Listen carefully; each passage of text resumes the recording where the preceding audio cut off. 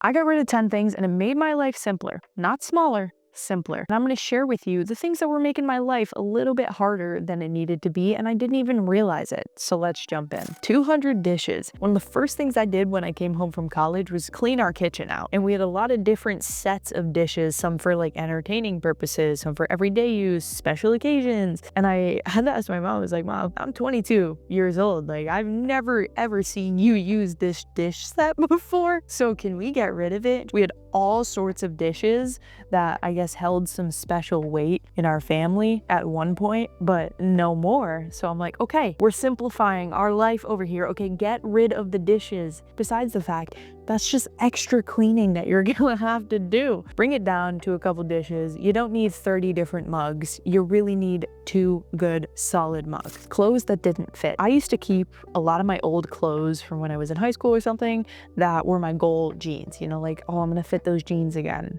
One of these days, I'm gonna squeeze back into that little tiny jean. It's crazy to me that I still had some of those clothes when I came home from college, and I was like, whew, I gotta get rid of those jeans, because the only thing that reinforces me when I go into my closet is what I am not. I'm not a 14-year-old girl anymore. I'm not an 18-year-old girl anymore. I'm a 22-year-old woman.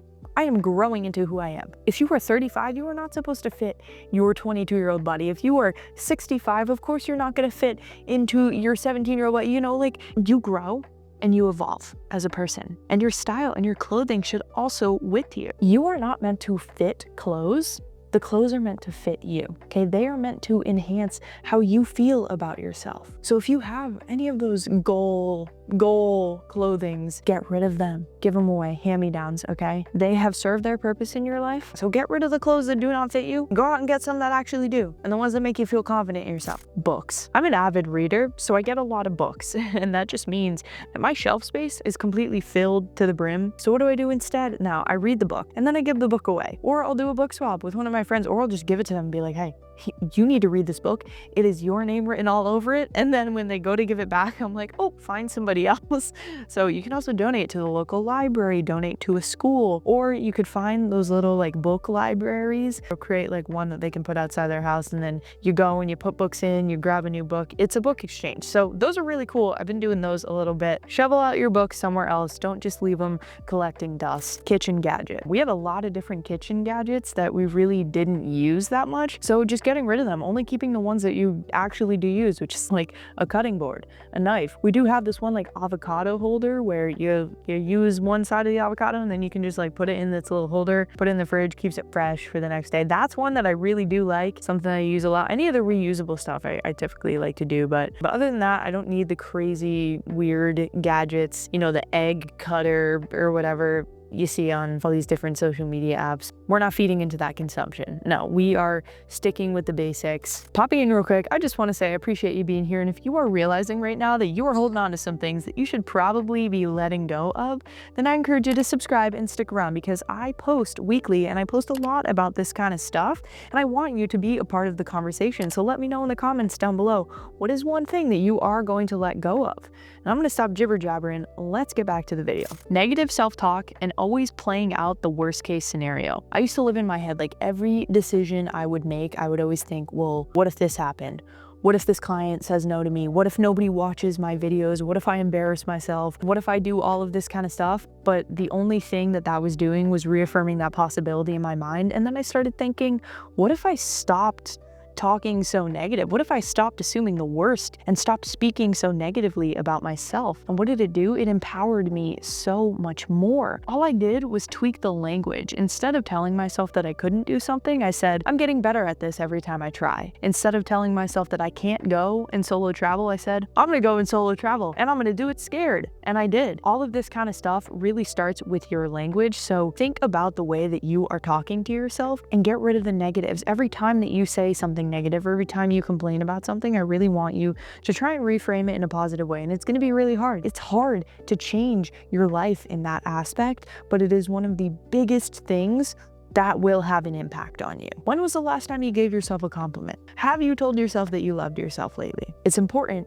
to do these little self-checks because that's how you are going to grow. So start speaking more positively and start thinking, what if this all worked out for me? What if I did get that client? What if this video reaches that person that really needed to hear that? Sentimental gifts I didn't actually like. I had people give me things and then I would just keep it out of guilt because I felt bad if I were to give it away. But time has passed, the sentimental value has gone by. For example, stuffed animals, right? When I was a kid, I loved my stuffed animals like there was no tomorrow. But now I'm a lot older.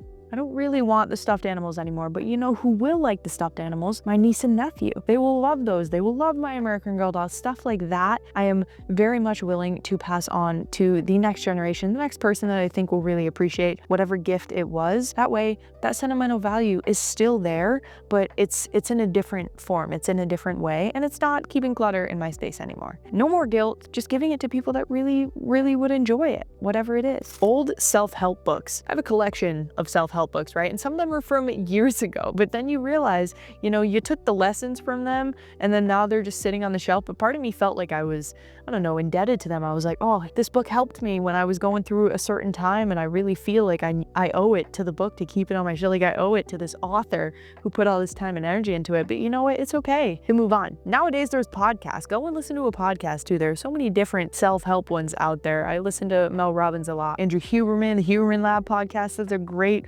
one. Diary of a CEO. These are all awesome podcasts that you can go and listen to.